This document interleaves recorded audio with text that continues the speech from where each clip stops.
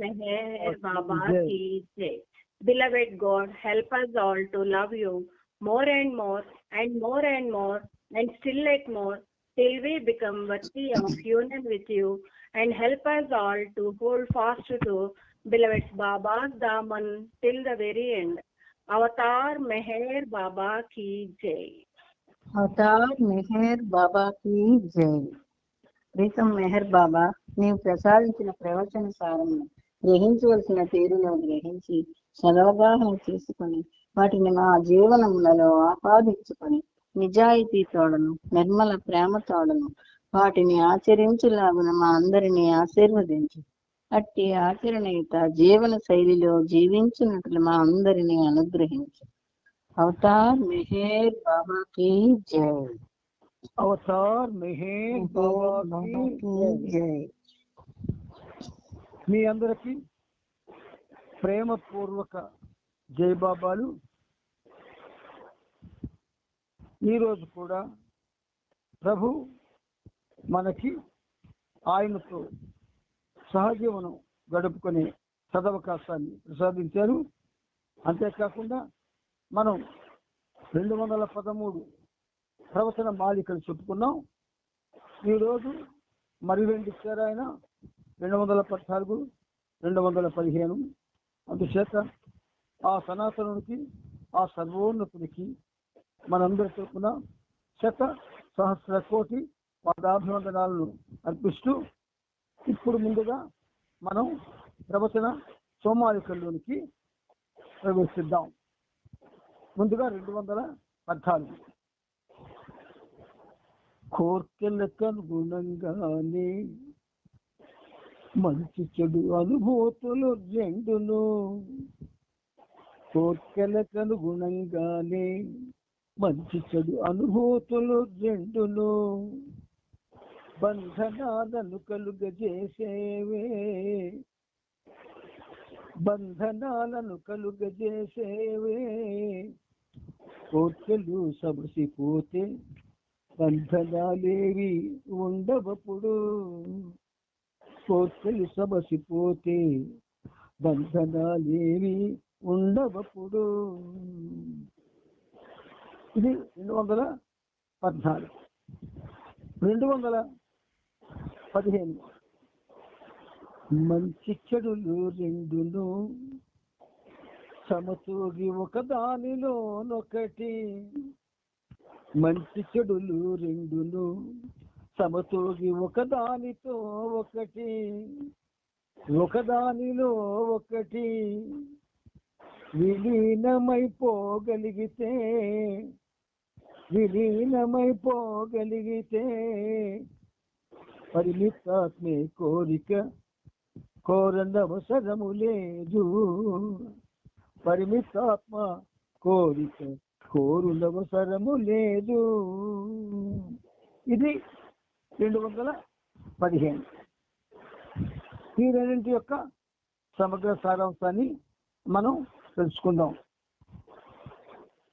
కోరికలకు అనుగుణంగా మంచి చెడు అనుభూతులు అనేవి మనకి బంధనాలను కలుగజేసేవే.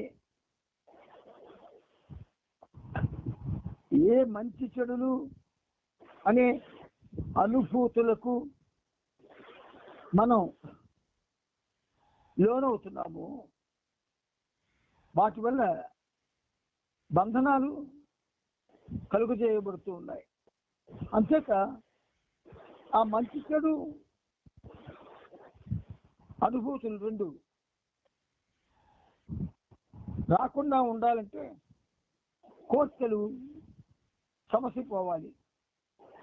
అప్పుడు బంధనాలేవి మానవుడికి ఉండవు. అందువలన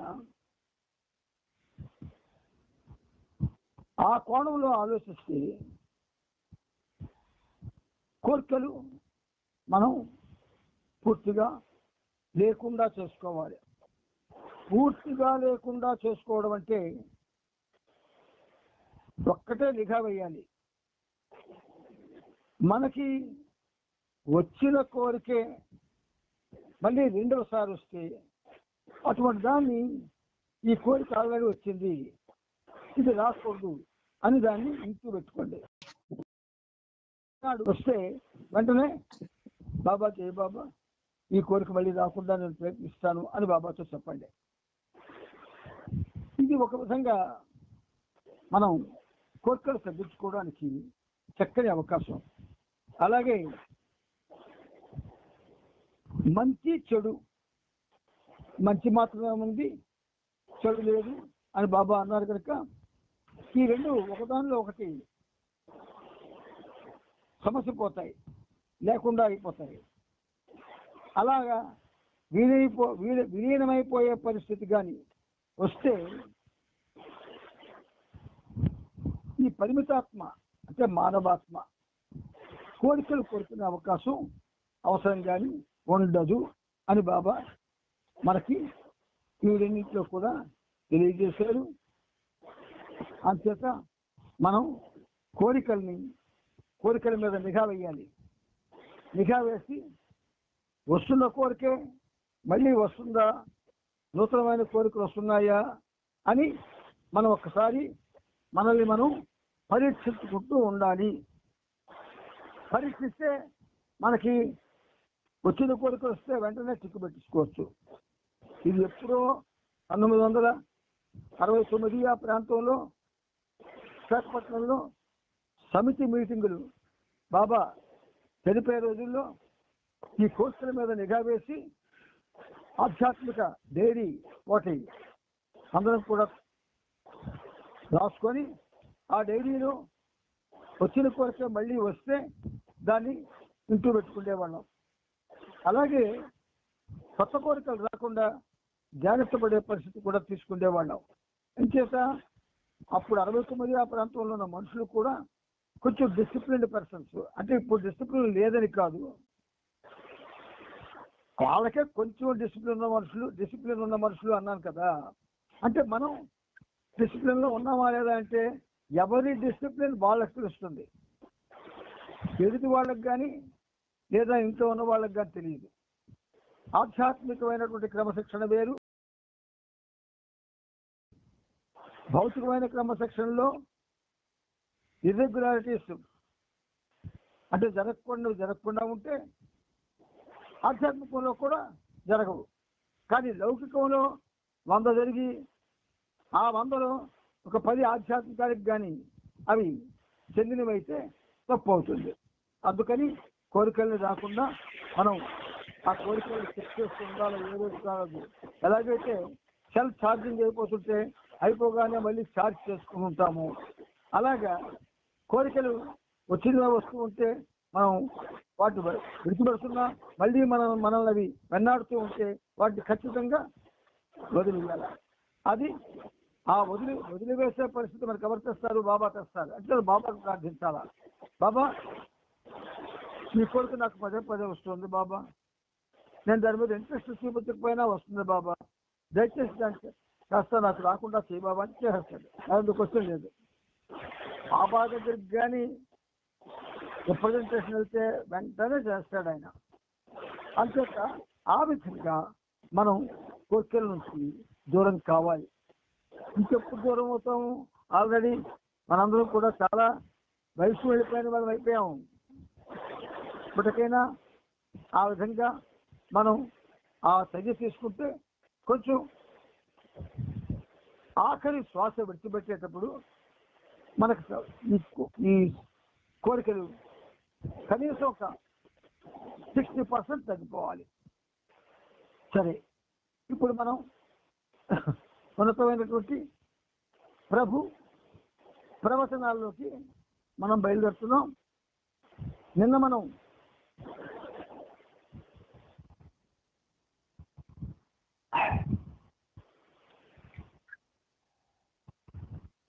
అనేకపు ప్రపంచం అనే ప్రవచనం చెప్పుకున్నాం. ఈరోజు అధికారాలు ఒక్కొక్కరిలోనూ అందరిలోనూ ఉన్న ఒక్కరు. ఇది ఒక్కరిలోనూ అందరిలో ఉన్న ఒక్కడు. ఇక్కడ ఒక మనకి ఈ మెహర్ ప్రభు చరిత్రలో మెసేజ్ ఉంది. Love not the many in the one, but love the one in the many. Love not the many in the one. ఒక్కరిలో ఉన్నటువంటి అనేక మందిని ప్రేమించడానికి ప్రయత్నం చేయకండి, కానీ ఒక్కరిలో ఉన్న అందరిలో ఉన్న ఆ ఒక్కరిని ప్రేమించడానికి ప్రయత్నం చేయండి.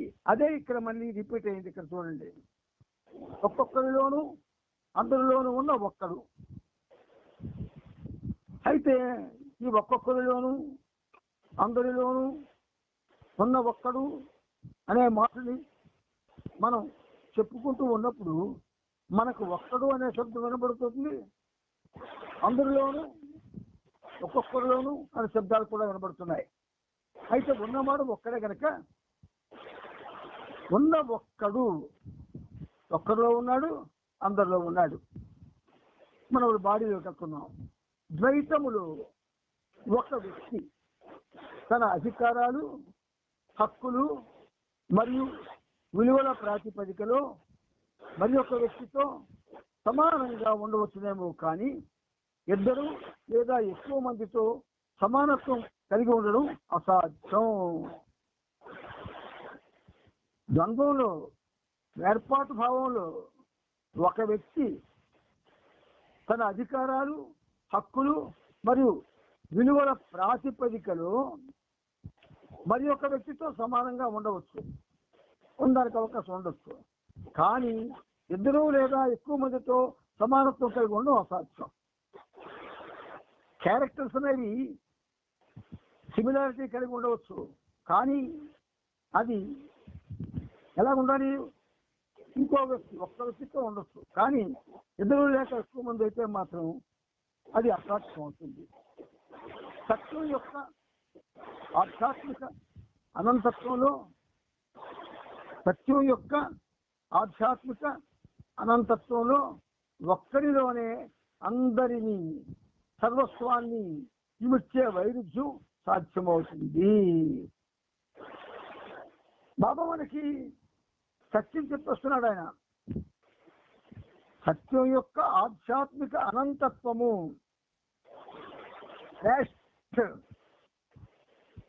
అదంతా కూడా చాలా విస్తృతంగా ఉంటుంది. ఆధ్యాత్మిక అనంతత్వం అంటే ఒక్కరిలోనే అందరినీ, సర్వస్వాన్ని ఇమిడ్చే వైరుధ్యం సాధ్యమవుతుంది ఒక ఆధ్యాత్మిక అనంతత్వంలో మాత్రమే. మనల్ని లిమిటేడ్ అంటారు బాబా. ఆయనకి లిమిటేషన్స్ లేవు, హద్దులు లేవు. అంచేత హద్దులు లేని వాడు కనుక ఆ హద్దులు లేని వాడు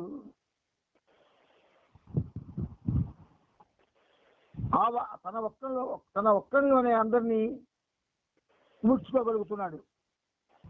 వేరేగా బయట ఎవరు లేరు. అందువలన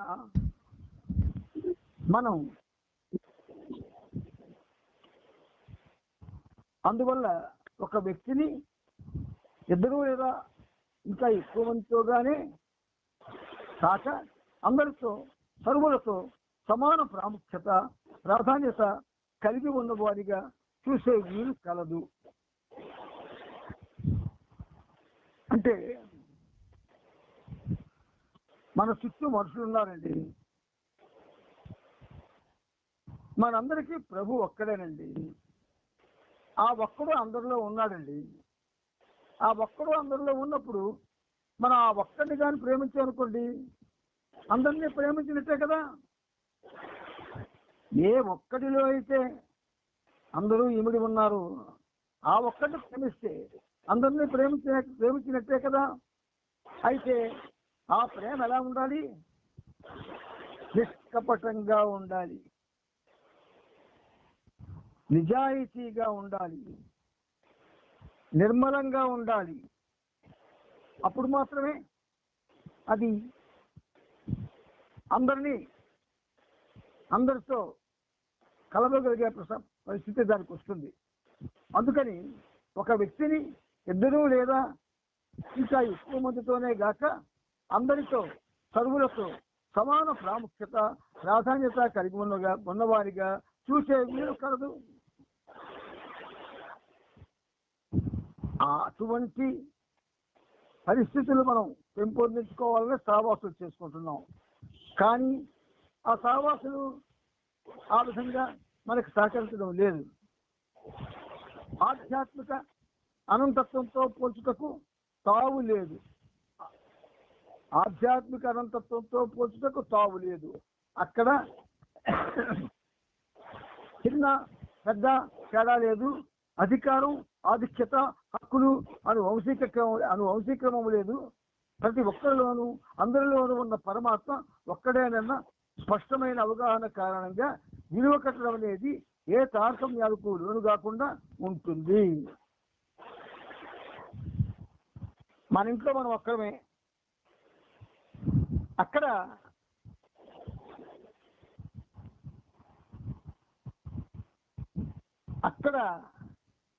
మనమే, మన అధికారమే అక్కడ ప్రత్యేకత వహిస్తుంది. వినబడుతుంది కదా మీ అందరికీ? అమ్మా వినిపిస్తుంది బాబాయ్. సరే. అందుచేత మన ఇంట్లో అందరితో మనం ఒకటే ఉన్నా మన ఒక్కరి ఆధిక్యత ప్రత్యేకంగా ఉంటుంది. అది మన ఇల్లు.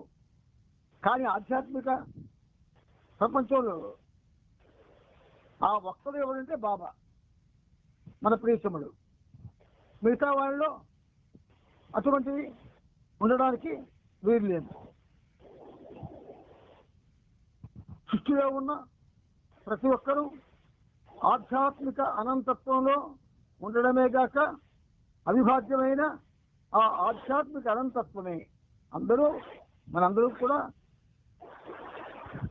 ఆయన నుంచి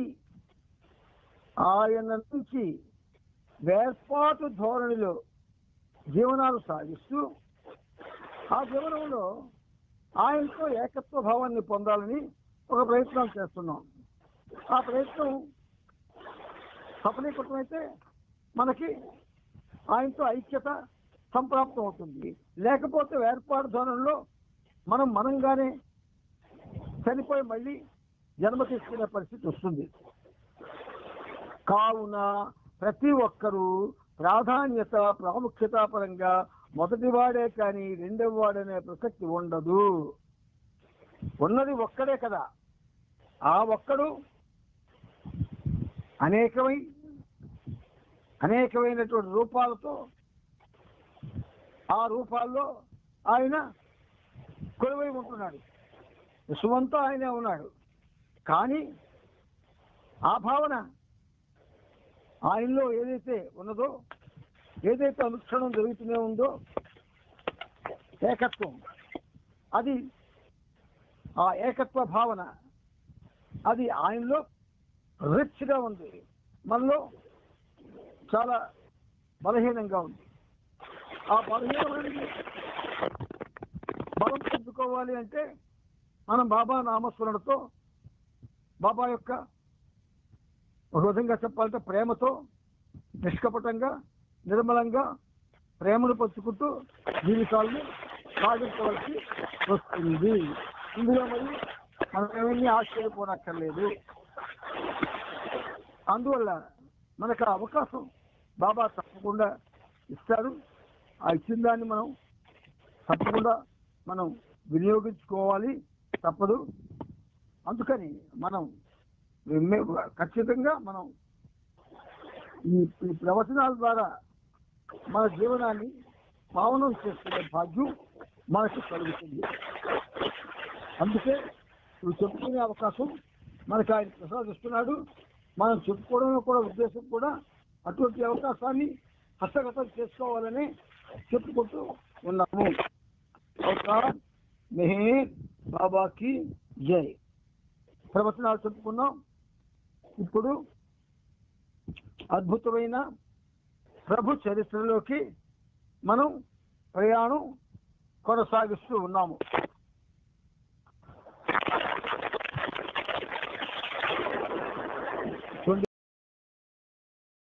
ప్రభు చరిత్రం 9వ భాగంలో మనం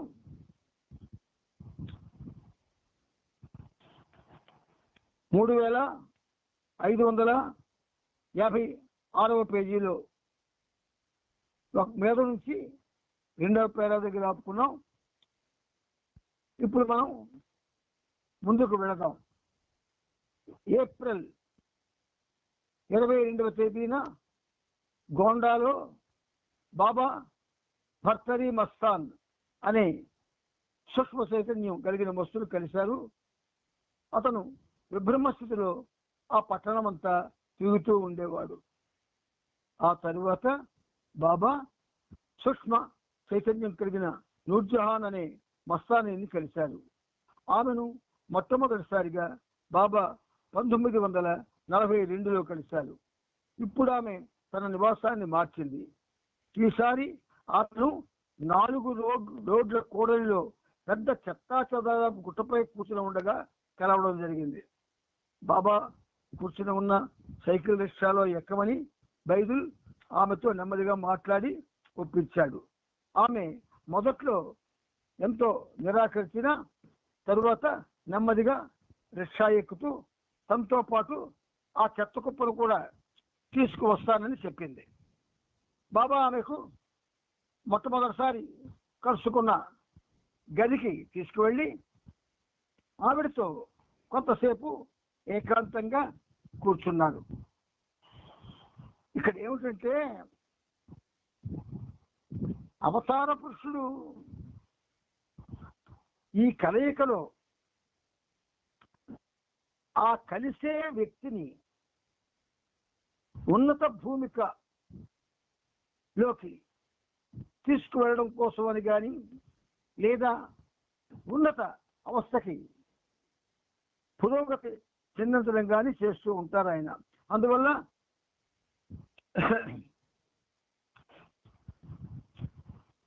బాబా ఆమెను మొట్టమొదటిసారి కలుసుకున్న గదికి తీసుకువెళ్ళి ఆవిడతో కొంతసేపు ఏకాంతంగా కూర్చున్నారు.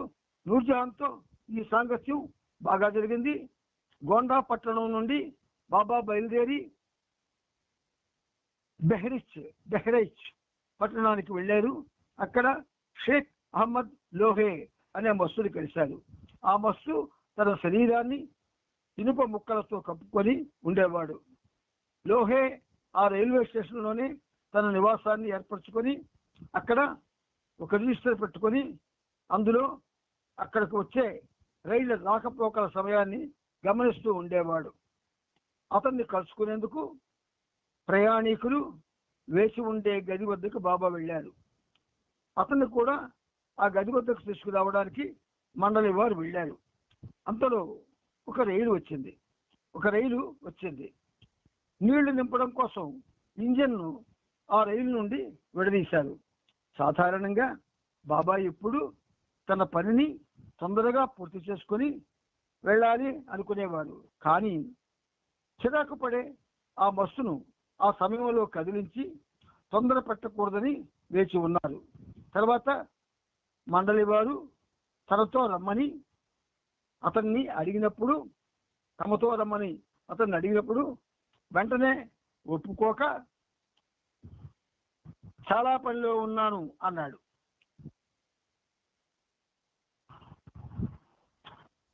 చాలా పనిలో ఉన్నాను అని అన్నాడు.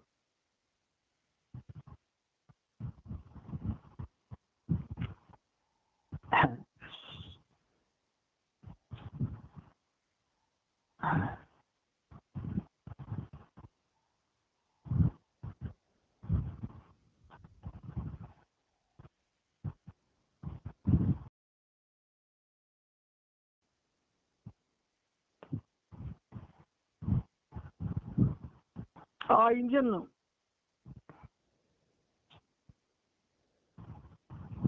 ఇంజన్ను మళ్ళీ బోగీలకు కలిపి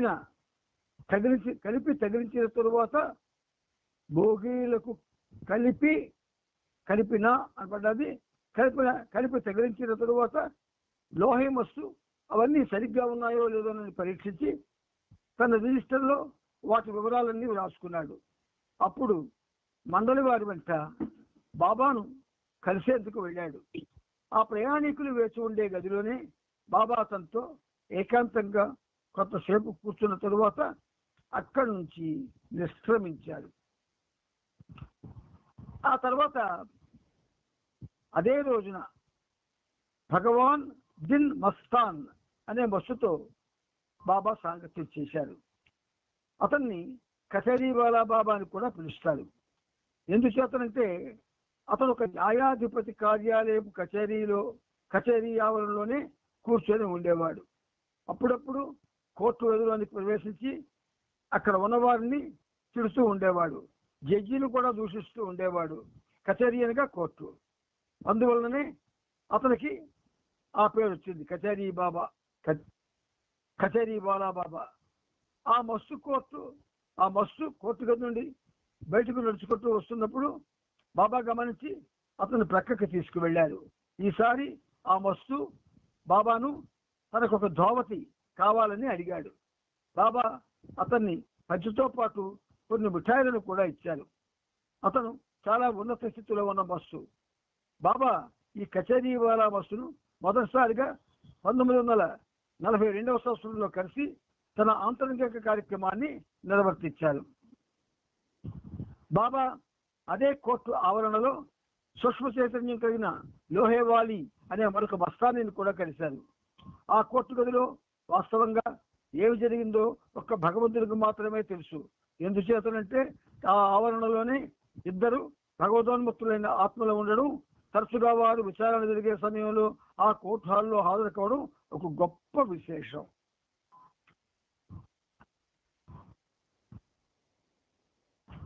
మజూబ్ స్థితిలోనున్న గుమానీ బాబా అనే ఒక మంచి మస్తుతో బాబా సాంగత్యం చేశాడు. ఆ మస్తు బ్రహ్మేష్కు చెందినవాడు. సాంగత్యం చేసే సమయంలో బాబా ఒక ప్లేట్లో ఆహారాన్ని పెట్టి ఆ మస్తు ముందు ఉంచారు. కానీ గుమాని ఆ ఆహారాన్ని తినడానికి నిరాకరించాడు. దాంతో బాబాకు చికాకు కలిగి మస్తు యొక్క ఈ సహాయ నిరాకరణ ధోరణి నా భారాన్ని మరింత పెంచినట్టు అక్కడి నుంచి వెళ్ళిపోయారు. ఇక్కడ అవతార పురుషుడితో మస్తు చేసేటటువంటి ఈ సాంగత్యంలో మస్తుకి ఒక విధంగా చెప్పాలి అంటే తన మీద కానీ కాలం మీద కానీ ఏ దృష్టి ఉండదు. కానీ బాబా దేవదేవుడు కదా, ఆయనకి జరగవలసింది జరుగుతున్నది, జరిగిపోయేది కూడా ఆయన యొక్క ఆ స్మృతి పథంలో ఉంటాయి. అంచేత ఒక్క క్షణం ఆయన విశ్వకార్యానికి అంతరాయం వస్తుందంటే అక్కడి నుంచి వెళ్ళిపోతారు బాబా అంటూ అక్కడి నుంచి వెళ్ళిపోయారు. ఒక గంట తర్వాత జగన్ను విష్ణువుని తిరిగి అక్కడికి వెళ్ళి ఆ మస్తు ఆహారాన్ని తిన్నాడో లేదో చూసి రమ్మన్నారు. అయితే వీరు అక్కడికి వెళ్ళి చూడగా అప్పటికే ఆ మస్తు ఆ ఆహారాన్ని భుజించి ఉండడం గమనించారు. ఆ విషయాన్ని వెంటనే బాబాకు తెలియజేశారు. బాబా ఎంతో సంతోషించి ఆ మస్తుతో జరిగిన కలయికకు ఆనందాన్ని వ్యక్తం చేశారు. ఏప్రిల్ 23వ తేదీన బహ్రైచ్ నుండి బాబా తిరిగి అయోధ్య వచ్చారు. అక్కడ బాబా సూక్ష్మ చైతన్యం కలిగిన ఘుపూర్ పఠాన్ అనే మస్తును కలిశారు. ఆ మస్తు ఒక మసీదుకు ఆనుకుని ఉన్న గదిలో ఉండేవాడు. అప్పటికి ఆ మస్తు వయస్సు 60 సంవత్సరాలు. కానీ అతను ఈ మసీదులో నివసించడానికి ముందు యువకుడిగా ఉన్నప్పుడు సుమారు 25 సంవత్సరాల పాటు అటవీ ప్రాంతమంతా దిగంబరిగా తిరుగుతూ ఉండేవాడు. అయోధ్యలో బాబా మరో ఇద్దరు సూక్ష్మ చైతన్యం కలిగిన అఘోర్ సాధు మరియు శంకర్జీ సాధు అనే మస్తులను కలిశారు. ఆ తర్వాత బెనారస్ పట్టణానికి రైల్లో బయలుదేరి వెళ్ళారు. ఆ మర్నాడు ఏప్రిల్ 24వ తేదీన బెనారస్లో బాబా బాగా బలిష్టంగా ఉన్న లకారియా బాబా అనే మస్తులు కలిశారు. అతను మామూలు మస్తుల వలె కాకుండా అసాధారణమైన రీతిలో పరిశుభ్రమైన దుస్తులు వేసుకుని ఉన్నాడు. లకారియా మస్తు తన దగ్గరకు వచ్చిన వాళ్లకు చిన్న చిన్న చెక్క ముక్కలను దండగా చేసి శుభాన్ని కలిగించే తాయెత్తుగా ఇచ్చేవాడు. ఆ మస్తు పేరును చిరునామాను ఒక కాగితం మీద రాసి ఉంచమని బాబా వేడిచికి చెప్పారు. తిరిగి మౌంట్ ఆబూకు చేరుకున్నప్పుడు ఈ విషయాన్ని గుర్తు చేయమన్నారు. వారు 4 రోజుల తరువాత మౌంట్ ఆబూకు చేరుకున్నప్పుడు బాబాకు ఈ విషయాన్ని ఏరిచి గుర్తు చేశాడు. బాబా ఆ మస్తు పేరును, అతనిని వారు కలుసుకున్న చోటును ఒక తెల్ల కాగితం పైన మరొకసారి వ్రాయమని ఏరిచికి చెప్పారు. అలా ఏరిచి వ్రాసిన ఆ కాగితాన్ని బాబాకు ఇవ్వగా ఆయన దాన్ని తన మంచం దగ్గరగా ఉన్న టేబుల్ పైన ఉంచారు. 6 రోజుల తరువాత మే 4వ తేదీన బాబా ఆ కాగితాన్ని చేతిలోకి తీసుకొని ఒక ఉండగా చుట్టారు. దాన్ని ఏరిచికిచ్చి ఒక బావిలో పడవేయమన్నారు. ఏరిచ్ ఆ కాగిత పొండను పురుషమండలి మకాం ఉంటున్న ఇంటి సందు చివరిలోనున్న బావిలో పడేశాడు. బాబా చేసే ఇటువంటి నిగూఢమైన చర్యల మర్మాన్ని కనుక్కోవడం అన్నది కేవలం ఊహాగానమే అవుతుంది. అందువలన దీనిని చదువుల ఊహాశక్తికే వదిలివేయడం జరిగింది. మన ఊహాశక్తికి ఈ ఘట్టాన్ని విడిచిపెట్టారు. అయితే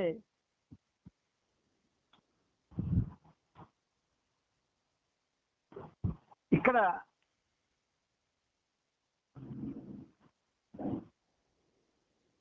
దీనిని చదువుల ఊహాశక్తికే వదిలివేయడం జరిగింది అంటే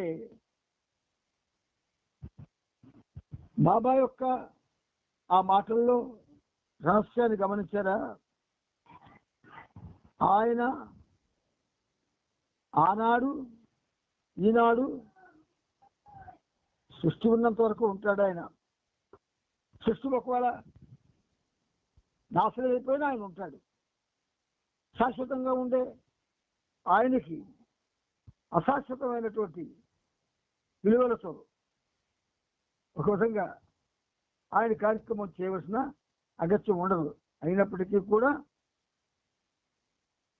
దీనిని చదువురుల ఊహాశక్తికే వదిలివేయడం జరిగింది అన్నాడు. ఇలా మన ఊహాశక్తికి వదిలివేయడం చాలా ఉన్నాయి పుస్తకాల్లో. మన ఊహ సరైనదైతే మనలో ఒక ఉదాహరణకు 20 మంది అనుకోండి, ఒక్కడికి మంచి అవగాహన వస్తే చెడు అవగాహన ఉన్నవాడు కూడా మారడానికి ఆస్కారం వస్తుంది. అందుకని మనకి ప్రీతముడు ప్రతి విషయాన్ని కూడా తేటతెల్లంగాను అర్థమయ్యేటట్టు చెప్పడంలో ఉద్దేశం ఏంటంటే ఆయనకి మన యొక్క ఆధ్యాత్మిక జర్నీ ఆయనలో కూడా సాగాలి.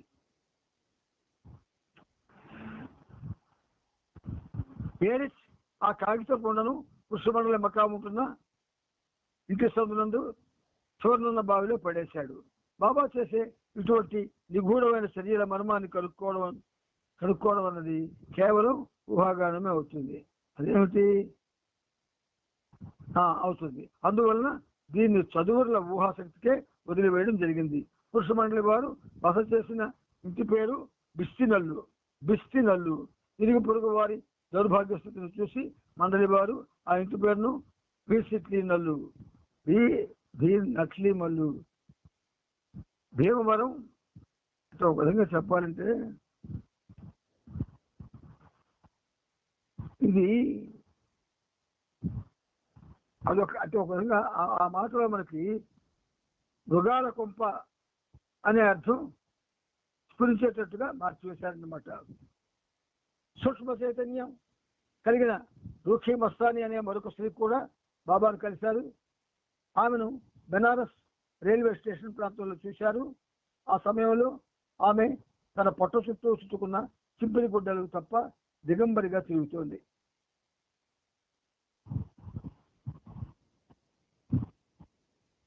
బెనారస్ నగరంలో రోడ్డు పక్కన ఒక చెట్టు కింద విశ్వనాథ్జీ మస్తాన్ అనే సూక్ష్మ చైతన్యం కలిగిన వస్తువును కలిశాడు. అతడు ఎల్లప్పుడూ నేను భగవంతుడను, నేను భగవంతుడను, భగవంతుడను అని అంటుంటాడు. ఆ తర్వాత బాబా ఆ ప్రాంతంలోనే సూక్ష్మ చైతన్యం కలిగిన మరొకిద్దరు వస్తువులను భగవదన్వేషులను ఉన్న మరొకరుని పాద సాధకులను కలవడం జరిగింది. బెనారస్ లో ఏప్రిల్ 25వ తేదీన చివరిగా ఒక అత్యంత అసాధారణమైన వస్తు సాంగత్యం జరిగింది. ఆ వస్తు పేరు పట్వాషా. ఆ రోజు ఉదయమే బాబా మండలి వారితో ఈరోజు కనీసం ఒక మంచి వస్తువును కలిసిన నా ఈ పరిగణన ఫలవంతమైనదే అని చెప్పారు. మండలి వారు ఆ నిర్ణయాన్ని కూడా చాలా తీవ్రంగా తీసుకుంటూ దానివల్ల కలిగిన ఉన్నతమైన వస్తువు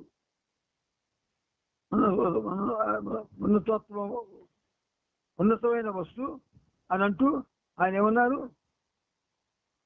ఈ ఉన్నతమైన వస్తువు అని బాబా సర్టిఫై చేశారు అంటే దాని వెనుక ఉన్న పరమార్థం బాబాకి మాత్రమే తెలుస్తుంది. మనం ఆ స్టేటస్లో లేం కనుక. పట్వాషా వస్తుకు పిల్లలంటే చాలా ఇష్టం. ఎప్పుడు ఆయన చుట్టూ పిల్లలు గుమ్మిగూడేవారు. పిల్లలు ఆ వస్తువును ముట్టుకోకుండా ఉండలేకపోయేవారు. ఆయన పిల్లలకు ఏదో ఒకటి తినడానికి పెడుతూ ఉండేవాడు. బైబిల్ ఉదయాన్నే బయలుదేరి అతని వద్దకు వెళ్ళాడు. ఆ వస్తువు ఉండే చోటుకు దగ్గరలో ఒక మసీదు ఉంది. దాంతో పాటు మసీదును రమ్మని బైదులు ఆ వస్తువుని అడిగారు. దాంతో పాటు రమ్మనమని బైదుల్ని.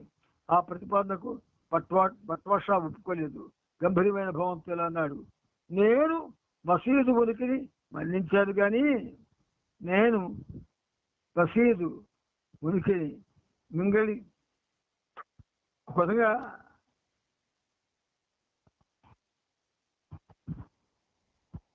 నేను ఈ మసీదు ఉనికిని మన్నించాను కానీ నేను అక్కడికి వెళ్ళడం మానివేశాను. కనుక నేను అందులోకి ఎలా ప్రవేశిస్తాను? నేను రాను. అప్పుడు సెకండ్ ఏరిచ్ మరియు విష్ణు నెమ్మదిగా ఆ వస్తువును మాటలలో పెట్టి మరొక చోటుకి రావడానికి ఒప్పించే ప్రయత్నం చేశారు. అక్కడ బాబా అతన్ని ఏకాంతంగా కలుసుకోవడానికి వీలవుతుందన్న భావనతో ఆ ప్రయత్నం చేశారు. కానీ వీరి మాటలకు ఆ వస్తువు ఏమాత్రం ఒప్పుకోలేదు. ఎలాగైనా బాబాతో సాంగత్యానికి ఆ వస్తువును ఒప్పించేందుకు అతని వద్దకు ఏరుచును మళ్ళీ ఆ రోజు సాయంత్రం పంపించారు. చివరికి బాబాతో సాంగత్యానికి ఒప్పుకొని ఆ వస్తువు ఆ రోజు రాత్రి 9 గంటలకు రమ్మన్నాడు. ఆ రోజు పగటిపూట అతని వద్దకు బాబా 3 సార్లు వెళ్ళారు. బాబా అక్కడికి వచ్చినప్పుడు ఆ వస్తువు రోడ్డు మీద ఒక మంచం పైన చివరిగా కూర్చున్నాడు. బాబా కూడా అతని చేతనే ఆ మంచం పైన కూర్చున్నాడు. అతనితో సాంగత్యం మొదలైంది. అతని ముందు ఒక ప్లేట్లో ఆహారం ఉంది. బాబా సమక్షంలో అతను దాన్ని తినడానికి ఉపక్రమించాడు. ఇతను సగ ఆహారం తిన్న తర్వాత మిగతా సగభాగాన్ని తినమని బాబాకి ఇచ్చాడు. బాబా అలాగే అతను ఇచ్చిన ఆహారాన్ని తిన్నారు. భగవంతుడికి భక్తుడికి ఉన్నటువంటి సంబంధం త్రేతాయుగం నుంచి కూడా కొనసాగుతుంది. ఎంగిలి పళ్ళను ఆ మహాతల్లి శబరి ఇచ్చింది కదా రాముడికి. తర్వాత ఆ మస్సు తన వీపు గోకమని బాబాని అడిగాడు. బాబా ఎంతో జాగ్రత్తగా శ్రద్ధగా విని వీపు గోకారు. అలా 1 గంట అయిన తర్వాత పట్వాడ అర్థం కాని రీతిలో ఆంగ్ల భాషలో గంభీరంగా మాట్లాడుతూ అనుమతిచ్చాను అన్నాడు. అలా నిగూఢమైన అర్థాన్ని ఇచ్చే ఆ పదాలతో వారిద్దరి వద్ద కలయిక ముగిసింది. చాలా సంతోషంగా బాగా లేచి నిలబడ్డాడు. ఆయన పొందిన ఆనందమంతా ఆయన కళ్ళల్లో ప్రస్ఫుటంగా కనిపిస్తోంది. బాబా నయనాల్లోని ఆ దివ్యకాంతి కిరణాలే వారి కలయిక సంపూర్ణంగా జరిగిందని తెలియజేశాయి. తర్వాత డాంకితో బాబా మాట్లాడుతూ, నేను బట్వాషా పక్కన కూర్చున్నప్పుడు చాచా మస్తు పక్కనే కూర్చున్నట్లుగా అనిపించింది అన్నారు. బాబా ఇచ్చిన ఆ వ్యాఖ్యానం ద్వారా ఆ వస్తు యొక్క గొప్పతనాన్ని ఊహించవచ్చు. చాచా భగవత్ సాక్షాత్కారాన్ని పొంది ఏడవ భూమికలో ఉన్న మజూబ్ కదా నివాసం ఉండేందుకు ఒక అందమైన గదిని ఏర్పాటు చేశారు. కానీ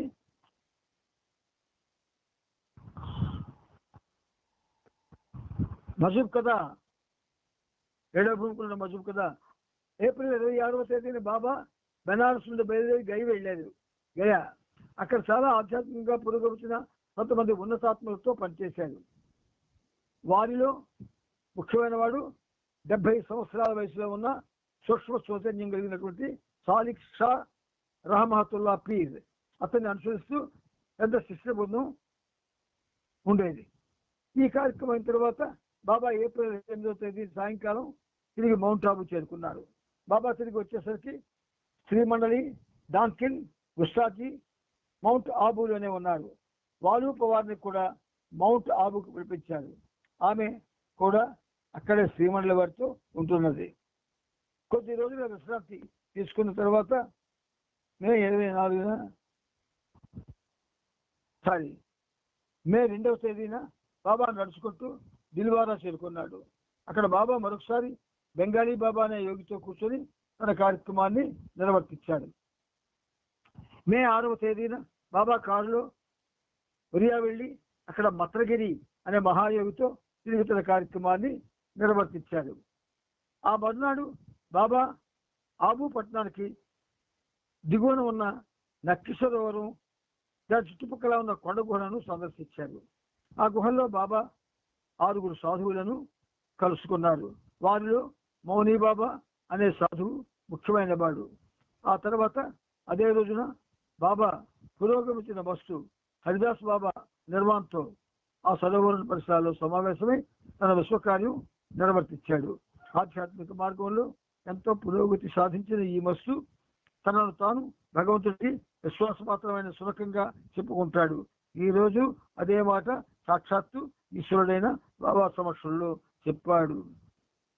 1949 మే నెల 12వ తేదీన బాబా మళ్ళీ మస్తు సాంగత్యం కొరకు మరొకసారి ప్రయాణమయ్యారు.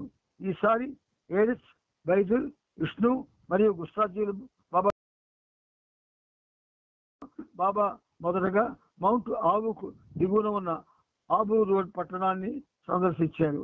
అక్కడ గణపత్ మరియు ఖుదాబక్ష్ అనే మస్తులతో మరొకసారి సాంగత్యం చేశాడు.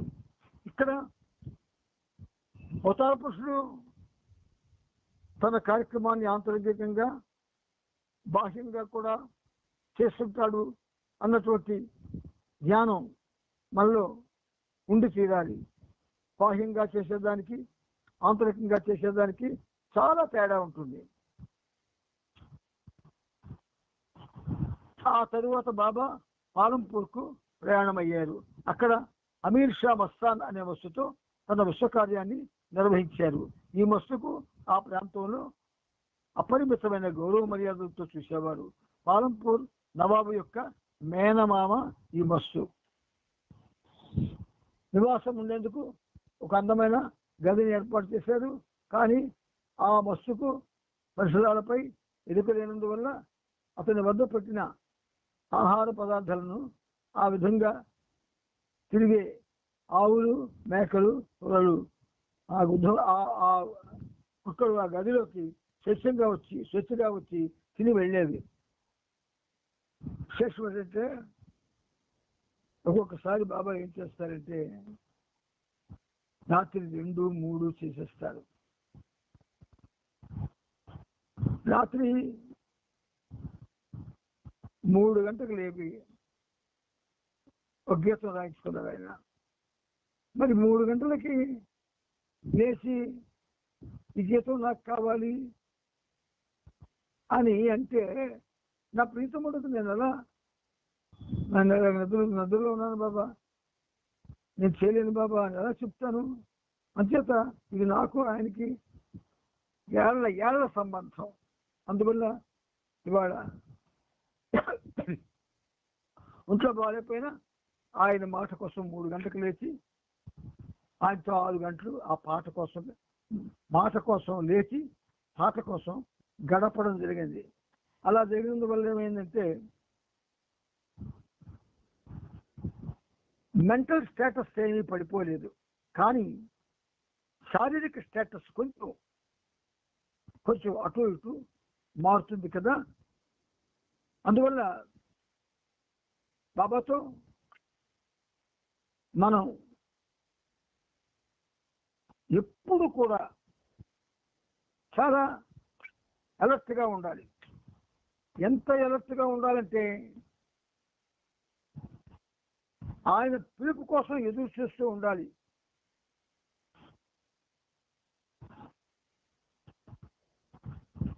బాబా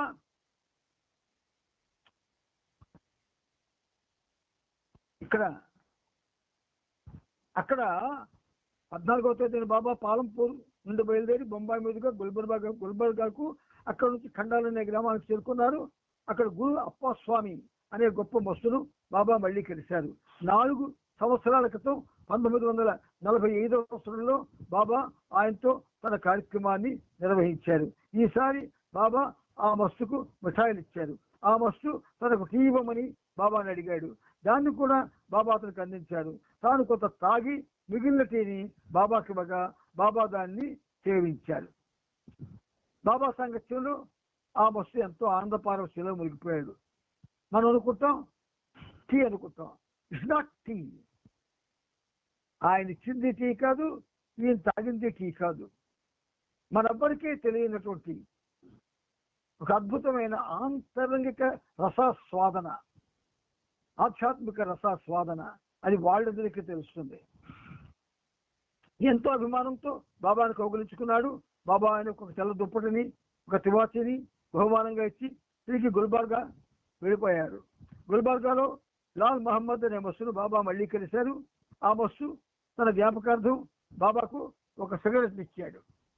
ఆ సంగతి తరువాత 1949 మే 15వ తేదీని ఆదివారం నాడు బాబా ప్రయాణమై కర్ణాటక రాష్ట్ర ప్రాంతంలోని యాదగిరి చేరుకున్నారు. అక్కడ తుమ్కూరులోని ఈశ్వర్దార్ అనే జీవన్ముక్తులతో బాబా తన విశ్వ కార్యక్రమాన్ని నిర్వర్తించారు. ఈ భూమిపై వసించే అరుదైన జీవన్ముక్తుల్లో ఇతను ఒకడు. పరిపూర్ణుడే గాని దివ్య ప్రణాళికాబద్ధమైన విధులేవి ఇతనికి లేవు. బాబా ఇతనితో కలవడం ఇది 2వసారి. ఈ సమావేశంలో ఆ జీవన్ముక్తుడు ఎంతో ఉత్సాహంతో బాబాను ఆలింగనం చేసుకున్నాడు. చిన్న విషయం మీకు చెప్తాను. ప్రతిరోజు సహజీవనం చేస్తున్నాం మనం. ఈ ప్రతిరోజు సహజీవనంలో మనం బాబాతో ఉంటున్నాం, ఫిజికల్ గా ఉంటున్నాం. గుర్తుపెట్టుకోండి, ఆయన మనతో ఫిజికల్ గా ఉంటున్నాడు. అంటే అగోచరునితో ఆంతరంగిక కలయిక, అగోచరునితో ఆంతరంగిక కలయిక. మనందరం ఎక్కడెక్కడి నుంచో ఆయనతో, ఆయన ఆంతరంగానికి దగ్గరగా మనం కలుస్తూ ఉన్నాం. ఇలా కలుసుకుంటున్నామనే భావన ఉన్నతంగా కానీ మనలో ఉంటే మన యొక్క భౌతిక పరిస్థితి, మానసిక పరిస్థితి, ఆధ్యాత్మిక పరిస్థితి ఈ 3 కూడా ఒక విధంగా అవి కొంచెం, ఎంత అంటే పరిమాణం చెప్పలేను, కానీ కొంచెం ఆయన అనుగ్రహంతో మనం వికాసంలో ఉండగలిగే పరిస్థితి వస్తుంది.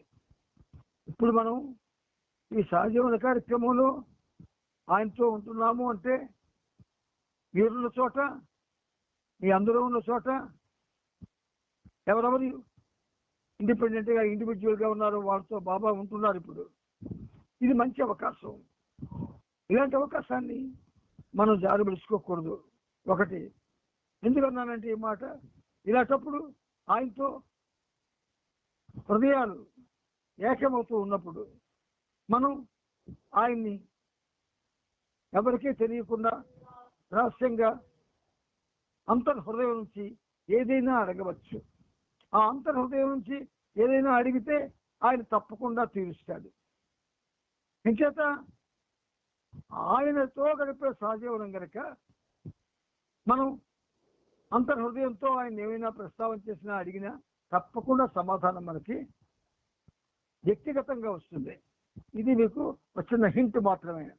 మండలి వారు 1947లో ఈశ్వర్దారుని చూసినప్పుడు అతను చక్కని వస్త్రాలను ధరించి ఉన్న విషయం గుర్తుకు తెచ్చుకున్నారు. కానీ ఇప్పుడు పూర్తిగా దిగంబరిగా ఉన్నారు. మండలి వారు యాదగిరికి తిరిగి వెళ్ళేటప్పుడు బాబాని ఈ విషయం గురించి అడిగారు. అప్పుడు బాబా ఇలా చెప్పారు, జీవన్ముక్తుడు తనంత తానుగా తన అలవాట్లను మార్చుకోకపోయినా అతని అలవాట్లు మాత్రం తమంత తాముగా మారుతుంటాయి. యాదగిరి నుండి బాబా హైదరాబాద్ నగరానికి బయలుదేరారు. అక్కడ బాబా మే 16, 18 తేదీల మధ్య 8 మంది ముస్లింలతో తన విశ్వకార్యాన్ని నిర్వర్తించారు. వారిలో ముఖ్యమైన వారు రాజయ్య మస్తాన్. అతను పారిపోయేందుకు ప్రయత్నించగా బైదులు అతన్ని ఆపి రిక్షాలో బాబా చెంతకు తీసుకువచ్చాడు. శ్మశాన వాటికలోని అతని నివాస గదికి తీసుకువెళ్ళి బాబా అతనితో ఏకాంతంగా కూర్చున్నారు. రాజయ్య లేచి బాబాకు కొన్ని చైనా పింగాణి ముక్కలను ఇచ్చాడు. చైనా పింగాణి ముక్కల్ని, చాలా రేర్ ఇన్సిడెంట్స్ అనమాట అవి. చైనా పింగాణి ముక్కలు ఇచ్చాడు. తిరిగి అతన్ని మళ్ళీ తమ స్థానంలో కూర్చోబెట్టారు. బాబా ఆ పింగాణి ముక్కల్ని ఏరిచికిచ్చి లెక్కించమన్నారు. అంటే మండలి వాళ్ళు ట్రైన్డ్, దేవర్ ట్రైన్డ్. అంచేత ఆడేమో ఆయన ఏదో కొన్ని పింగాళి ముక్కలు ఇస్తే అవి ఈడ్చికిచ్చి లెక్కించమంటే అదే మనంగా అనుకుంటే వాడు పింగాణి ముక్కలు ఇవ్వడేమిటి, అవి ఏవో బంగారులాగా మనకు లెక్కించమండం ఏమిటి అని ఒక క్వశ్చన్ మనకు వస్తుంది. అక్కడే మనం ఫెయిల్ అయిపోతాం. మన దృష్టిగా పింగాణి ముక్కలు, వాళ్ళ దృష్టిలో పురోగతికి సహకరించేటటువంటి మెట్లవి. అవి 70 ముక్కలు ఉన్నాయి. వాటిని బాబా అతి జాగ్రత్తగా ఒక చేతి రుమాల్లో మూటగా కట్టి దాన్ని విష్ణువుకి ఇచ్చారు. వారు తిరిగి మౌంట్ ఆబుకు చేరుకున్నప్పుడు వసూలు ఇచ్చిన విలువైన కానుకలను ఉంచిన పెట్టిలో వాటిని భద్రపరిచారు. హైదరాబాద్ లో బాబా మండలి కలిసి ఒక ప్రదేశానికి బస్సులో వెళ్ళదలిచారు. మితంగాను చక్కగాను ఉండే దుస్తులు ధరించి ఉన్న ఒక వ్యక్తిని చూపిస్తూ బస్సు గురించి వాకప్ చేయమని బాబా బైదుల్ని అతని వద్దకు పంపించాడు. బైదుల్ అతనికి దగ్గరగా వెళ్ళి బస్సు గురించి ఒక ప్రశ్నను 3-4 సార్లు మరలా అడిగాడు. కానీ అతను ఇవేమీ పట్టించుకోకుండా సమాధానం చెప్పకుండానే పక్కకు తిరిగి వెళ్ళిపోయాడు. ఆ పక్కనే వెళ్తున్న వేరొక వ్యక్తి వీరిరువురిని చూస్తూ బైదుల్తో ఆ వెళ్ళే ఆయన కాలాఖాన్ మజూబ్ అనే సాధువు అని చెప్పాడు. కాలాఖాన్ మజూబ్ అనే సాధువు అని చెప్పాడు. అది విన్న వెంటనే బైదులు పరిగెత్తుకుంటూ వీరి చివరి వరకు వెళ్ళి ఆ సాధువును కలుసుకొని అతన్ని ఒక హోటల్కి తీసుకొచ్చాడు. అక్కడ బాబా అతనికి ఆహారాన్ని ఇచ్చాడు. సాధుకుంగం వల్ల ఉన్న ఆ బస్సు యొక్క స్థితిని బాబా వివరిస్తూ, కాలాఖాన్ పూర్తిగా మజూబ్ లాంటి వాడు, అతనికి ఏమాత్రం శరీర స్పృహ లేదు, అతనికి ఆహారం తినిపించేటప్పుడు ఎంతో జాగ్రత్తతో తినిపించాలి, లేకుంటే ఆ ఆహారమే అతని గొంతులో అడ్డుపడి మరణానికి కారణం కావచ్చు అని బైదులకు చెప్పాడు. మే 18వ తేదీన ఆరోభూమికు చెందిన సయ్యద్ మొయినుద్దీన్ అనే సాధుపుంగవుని బస్సుతో రెండవసారి కలిసేందుకు బాబా చాలా గట్టి ప్రయత్నం చేశారు. అతను ప్రస్తుతం హైదరాబాద్ ఆధ్యాత్మిక పరిపాలనా బాధ్యతను వహించిన ఛార్జిమెన్. ఇంతకుముందు 1945వ సంవత్సరంలో బాబా ఈ బస్సులు కలిశారు. కానీ ఈసారి అతను బాబాను కలిసేందుకు నిరాకరించారు. దానికి స్పందిస్తూ బాబా ఇలా చెప్పారు, నా ఆధ్యాత్మిక భారం చాలా ఎక్కువగా ఉన్నది. నేను ఒక మంచి బస్సును కలిసేంత వరకు నా కార్యభారపు ఒత్తిడి తగ్గదు. అందువల్ల నేను సయ్యద్ మొయినుద్దీన్తో కలిసి పనిచేద్దామనుకున్నాను. కానీ అతను అందుకు నిరాకరిస్తున్నాడు. కనుక మరొక బస్సును వెతకవలసిందే. అందువల్ల మండలి వారు ఆ నగరం అంతా తిరిగి కొంతసేపటికి వలీ సాహెబ్ అనే బస్సును కలిశారు. కానీ బాబా అతని గురించి చెప్తూ అతను వలీ కాదని కేవలం సాధారణ స్థాయికి చెందినవాడని చెప్పారు. కనుక విశ్వభారాన్ని తగ్గించే విషయంలో ఆ సాధారణ ఈ బస్సు ఎక్కువగా సహాయపడలేడని అన్నారు. ఆ తర్వాత బాబాకు మండలికి హైదరాబాద్లోని కాచిగూడ ప్రదేశంలో ఆనంద స్వామి అనే గొప్ప వ్యక్తి గురించి తెలిసి వారంతా తమ ప్రయాణాన్ని ఆ దిశలో కొనసాగించారు. దానిలో బాబా యొక్క దృష్టి శాస్త్రీ బాబా అనే ఆయనపై పడింది. అతను ఆరోగ్యంలో ఉన్న సాధు పొంగవన వంటి ఈ మస్తును గత 4 సంవత్సరాలకు ముందు బాబా అనేక సార్లు కలిశారు. ఆయనతో ఒక సత్రంలో కూడా బాబా తన సాంగత్యాన్ని జరిపారు. ఆ తర్వాత బాబా ఆనంద్ స్వామి మస్తును కలవడానికి వెళ్ళారు. ఆ తర్వాత బాబా ఆనంద స్వామి మస్తును కలవడానికి వెళ్ళారు.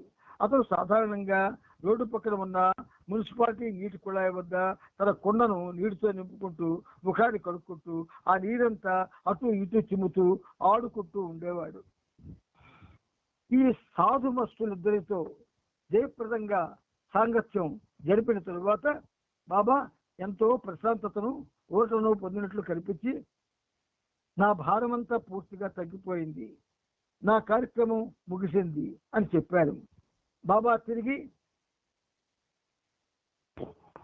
తన ప్రయాణాన్ని మౌంట్ ఆబుకు కొనసాగించి మే 28వ తేదీ సాయంత్రం అక్కడికి చేరుకున్నారు. వినబడుతుంది కదా? అందరూ వింటున్నారు కదా? వినిపిస్తుంది బాబాయ్. గోహర్లను కలుసుకున్నారు. అలాగే మిగిలిన తన పురుష మండలి సభ్యులు డాంకిన్, గని, అన్న 104లను కూడా కలుసుకున్నారు. బాబా అక్కడ లేనప్పుడు స్త్రీలకు కాపలాదారులుగా ఉండేందుకు అన్న 104ను ఆబుకు పిలిపించారు. వారిని అందరినీ తిరిగి బాబా కలుసుకున్నారు. ఈ జీవిత యానంలో, ఈ గమనంలో బాబాతో మనం గమనం సాగిస్తూ ఉన్నాం. గుర్తుంచుకోండి, మన యానంలో ఆయనతో గమనాన్ని సహజీవనం అనే ఒక వేదిక మీద సాగిస్తూ ఉన్నాం. ఎప్పుడో జరిగిన సంఘటనల యొక్క ఆ పరిమళాలను మనకి ఆయన ఆస్వాదించేందుకు ప్రయత్నం చేస్తూ ఉన్నాడు. ఆయన ఆ ప్రయత్నానికి మనం ఖచ్చితంగా సహకరించి ఆ పరిమళాలు ఆఘ్రాణించేటటువంటి స్థితిలో మనం ఆయనతో కనెక్షన్ ఉంచుకోవాలి. ఇది అవసరం.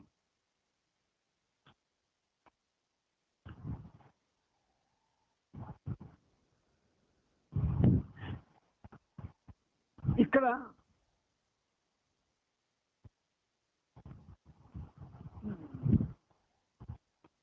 బాబా తిరిగి తన ప్రయాణాన్ని మౌంట్ ఆబు కొనసాగించి మే 20వ తేదీ సాయంత్రం అక్కడికి చేరుకున్నారు.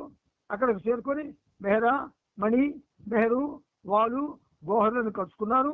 అలాగే మిగిలిన తన పురుష మండలి సభ్యులు డాంకిన్, గని, అన్నా 104లను కూడా కలుసుకున్నారు.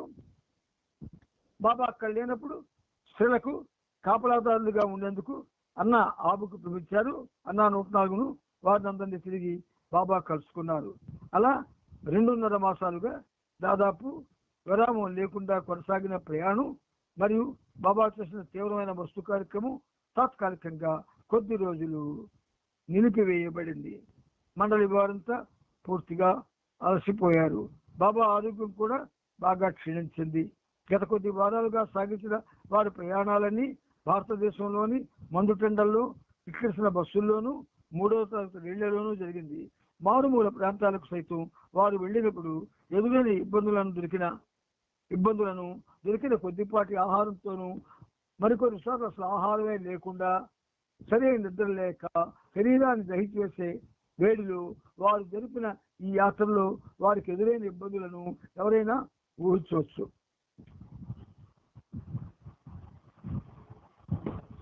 మనకి మేర్ బాబా ఎవరెవరైతే ఆయనతో ఆంతరిక సంబంధాన్ని పెట్టుకున్నారు, అంటే ఈ బాహ్యమైనటువంటి చర్యలు, ఈ బాహ్యమైన ఈ ప్రయత్నాలు, ఇవన్నీ కూడా కేవలం మనం ఆయనతో ఉండడం కోసం చేస్తున్నటువంటి కార్యాలు. కానీ ఆయనతో ఉండడానికి ఇవన్నీ ఎక్కర్లేదు. నిరంతరం బాబాతో మనం ఉండవచ్చు. అలా ఆయనతో సన్నిహితంగా మనం ఉండే స్టేటస్లో మనం ఎవరో లేవు కనుక ఇలా సహజీవనం పేరిట ఆయన తన యొక్క అవతార విశ్వ కార్యక్రమపు అద్భుతమైన విషయాలన్నీ కూడా మన చెవిని వేస్తూ ఉన్నారు ఆయన. ఆ విషయాల్లో మనం ఇన్వాల్వ్ అవ్వడం అంటే పూర్తిగా మమేకం అవడం. మమేకం కాగలిగితే మనం ఏ పరిస్థితిలో ఉన్నామో ఆయనకి తెలుసు కదా. మన ఒక్కొక్కరి పరిస్థితి కూడా తెలుసు ఆయనకి. ఎవరెవరు ఒక్కొక్కరు ఏ విధంగా జీవిస్తున్నారు, ఏ విధంగా వాళ్ళ మానసిక స్థితి, శారీరక స్థితి, హృదయ స్థితి, సంస్కారాల స్థితి సమస్తం కూడా ఆయనకు తెలుస్తుంది. అందువల్ల ఇందులో ఆయనతో మనం కలిసి చేసే ఈ జీవనంలో, సహజీవనంలో మనకి ప్రత్యేకించి మరికొన్ని అవకాశాలు కూడా రావడానికి ఉత్తరోత్తర అవకాశం వస్తుంది. ఆ అవకాశాలు ఏమిటో ఇప్పుడు బాబా మీకు చెప్పరు, కానీ కొన్ని అవకాశాలు ఆయన ఇవ్వచ్చు. ఆ విధంగా మన జీవనాలు సాగవచ్చు. అప్పుడు మనం ఆయనకి చాలా దగ్గరగా ఉండగలిగే పరిస్థితి రావచ్చు. 1949 మే 25వ తేదీన బాబా ఒక టెలిగ్రామ్ను అక్షరపలకం ద్వారా చెప్పి విరాయించి దాన్ని మెహరాబాద్లోను, అహ్మదాబాద్లోను ఉన్న తన మండలి వారికి పంపమని డాంకిర్ని సూచించారు. అదేమిటంటే, గత 2-3 వేసవులలోనూ అనారోగ్యంతోనే జరిపిన బస్సు పర్యటనలు నా ఆరోగ్య పరిస్థితిని మరింత క్షీణింపజేశాయి. కానీ 1949లో వ్యక్తిగతంగా నాకు సంభవించబోయే విపత్తుతో పోలిస్తే ఇప్పుడు నేను పొందిన అనారోగ్య స్థితి ఆ విపత్తు యొక్క నీడకు కూడా సరికాదు అన్నారు. అప్పుడు ఇప్పుడు ఎప్పుడు అనంతమైనటువంటి సఫరింగ్ మన వల్ల, అంటే మానవుల వల్ల ఆయన అనుభవిస్తూనే ఉన్నారు. Unending process of the Avatar. అది ఆయనకి మనమే కొంచెం ఊపిరి పూడ్చుకునేటట్టుగా చెయ్యాలి. ఎలాగా? ఒక ప్రేమికుడు 1,00,000 సార్లు రోజుకి నామం చేస్తూ ఆయన విశ్వకార్యానికి ఒక విధంగా చిన్న అడ్డుగా మారాడు. వెంటనే ఆయనకి నువ్వు నామస్మరణ ఆపు అన్నారు బాబా. మనం ఆ పరిస్థితుల్లో లేవు. మనం నచ్చితే బాబా నామం చేస్తాము, నచ్చకపోతే ఇంకొకటి చేస్తాం. కానీ మనం ఏదైనా చేస్తున్నామంటే చేయిస్తుంది ఆయనే కదా. మరి ఆ చేయిస్తున్నప్పుడు ఆయనే చేయిస్తున్నాడు అన్నది మనందరిలో పూర్తిగా అది ఎస్టాబ్లిష్ అయితే మనం బాబాతో ఉన్నట్టే ఫీల్ అవ్వాలి కదా. మనం బాబాతో ఉన్నట్టే ఫీల్ అవ్వాలి. అలాగే ఫీలింగ్ వస్తే మనం మన మీద మనకి పట్టు లేకుండా అయిపోతాం. అంటే అపస్మారక స్థితికి వెళ్ళం, కానీ పట్టు లేకుండా అయిపోతాం. అటువంటి స్థితి మనకి ఈ సహజీవన కార్యక్రమం బహుశా అంటే ఎవరెవరి యొక్క బాబా మీద ఉండేటటువంటి ప్రేమ నెంబర్ 1, నెంబర్ 2 ఆయనతో ఎక్కువ సమయం ఉండగలగాలి అన్న ఆలోచన స్థాయిని బట్టి, దాని స్థాయిని బట్టి. రెండవది, ఇన్ని జరుగుతుంటే ప్రపంచంలో ప్రత్యేకించి సహజీవనం పట్టించి అటు ప్రవచనాలని, ఇటు చరిత్రని బాబా చెప్పిస్తున్నారు. ఇది మన యొక్క ఆధ్యాత్మిక వికాసం కోసం ఆయన చేస్తున్న పని అనే విశ్వాసం మనలో నెలకొల్పబడాలి. అప్పుడు ప్రియతముడు సంగతి ఎలా ఉంటుంది? ఆయన అసలు ప్రియతముడు, ఆయన ప్రేమికుడు కాదు, ప్రియతముడు.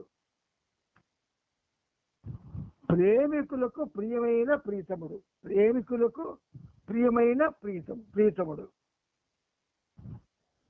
అంతేగాని ప్రీతముడైన ప్రేమికులతో కాదు. ప్రీతముడే సర్వము అయిన ప్రేమికులతో కాదు ఈ సహవాసం. ప్రేమికులకు ప్రీతముడైన కాకుండా అటు చుట్టూ, అంటే మనలో ఆయనకున్నటువంటి నిరీక్షణ మనలో ఉండదు. ఆయన విశ్వమానసంలో ఉన్నటువంటి ఆలోచన పరిధిలో మనం లేము.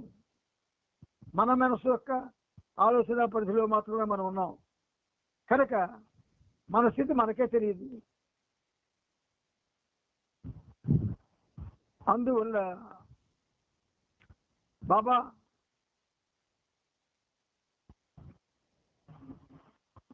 దివ్య చరిత్ర, సామాన్యమైన చరిత్ర కాదు ఇది. ప్రతి చోట కూడా ఆయన యొక్క ఎగ్జిస్టెన్స్, ఉనికి ప్రతి పేజీలో కూడా కనబడుతూ ఉంటారు మనకి. ఎంత అద్భుతంగా ఆయన మన కంటికి కనిపిస్తాడంటే, మన కన్ను చూడలేనంత స్థితిలో మనకు చూపిస్తాడు ఆయన యొక్క ఆ గోచర స్థితి. అందుకని ప్రియమిత్రులారా, మనం ఈ కార్యక్రమానికి కారకులు మనం కాం. ఈ సహజీవనం ఒక విధంగా నడిపిస్తుంది బాబాయే. బాబా మనందరి యొక్క ఆధ్యాత్మిక శ్రేయస్సును కోరి ఈ కార్యక్రమం చేస్తున్నారనే భావనతో మనందరూ ఇప్పుడు ఉండాలి. అప్పుడే మనకి ఆయన ఏదైనా ఒక ఉపకారం చేయాలనుకుంటే చేయడానికి అవకాశం ఉంటుంది. అవతార్ మెహర్ బాబా కీ జై, అవతార్ మెహర్ బాబా కీ జై, అవతార్ మెహర్ బాబా.